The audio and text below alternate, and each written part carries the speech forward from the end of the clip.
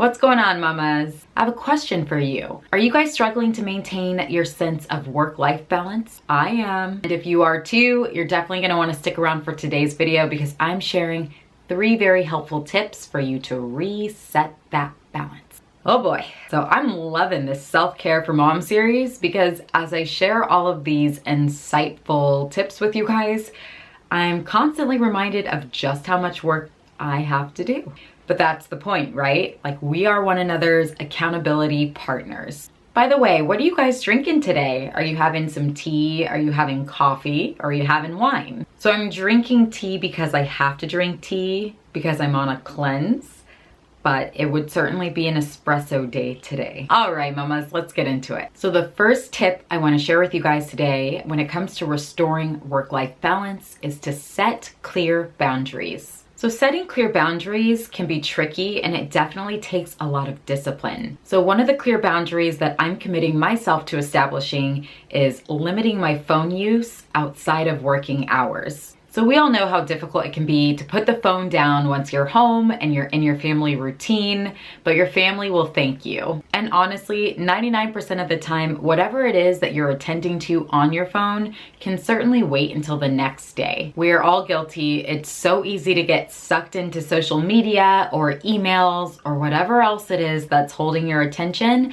And then really we are losing precious time with our little ones, our family, and our friends. So set a boundary, maybe set a time in the evening where there is no more phone use. You either put the phone in a different room, or if you have trouble with self-control, maybe you get a small little box with a lock on it and you put the box away and you don't touch it until the morning. And for my mamas who have iPhones, Apple just released a new feature where they send you a report at the end of each week telling you how much screen time you had.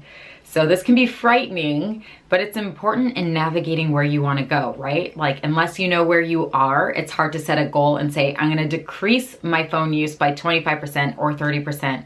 I'm going to keep it under 2 hours a week, whatever it may be. So I would highly recommend using a feature like this if it's going to help you set clear boundaries. The second tip I want to share with you guys is to set a schedule and stick to it. So let's be honest, the only way we're going to be able to do the things that we need to do or we want to do on a day-to-day basis, a weekly basis, or even a monthly basis is if we have a clear plan and we stick to it. Creating a schedule is obviously not breaking news, but it is so underrated and underutilized, and it's so important in getting us from point A to point B. I find that when I'm using a schedule, like down to the hour, I am so much more productive than I would be if I'm chasing the random to-dos that are floating around in my head at every hour of the day. Also, a schedule is going to ensure that you are focused on only one task at a time. And that's important because research actually shows that that is so much more effective in terms of getting things done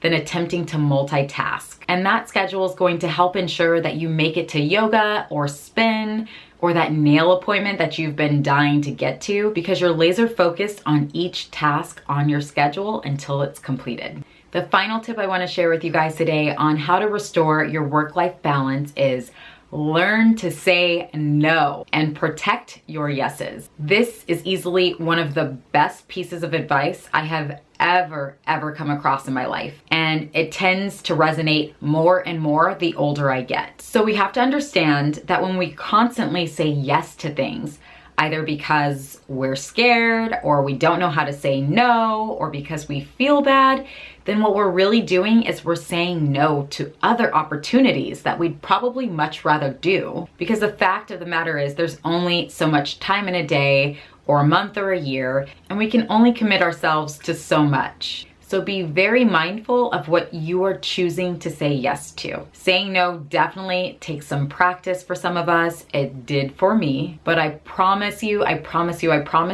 saying no to things that don't resonate with you will open up opportunities for things that do resonate with you. I've especially had to practice this in my business. The more you flex that no muscle, the easier it gets, I promise. All right, mamas, those are the 3 tips to restore your work-life balance. If you enjoyed this video, please give it a big thumbs up, subscribe to my channel, and hit the bell notification. That way you're not missing out on any future self-care for mom videos. I'm sending you all so much love and light today. I appreciate each and every one of you. Thank you so much for hanging out with me today, and I will catch you in the next video. Bye.